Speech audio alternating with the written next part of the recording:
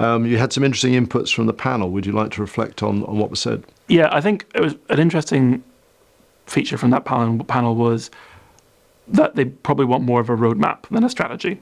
There were some sort of fundamental blockers to growing a semiconductor company in the UK. Skills was one of them, infrastructure was one of them, investment was one, but also kind of regulation, whether that's trade agreements or national security regulation.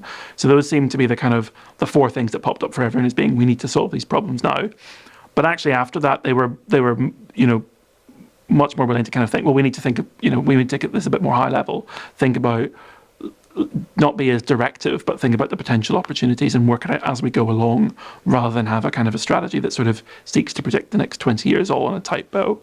And I think the other thing that kind of stemmed from that was they don't want the strategy to be published and that's sort of the end and they'll disband their groups and stop talking to government. They want the strategy to really be the kind of beginning of the journey as opposed to the end.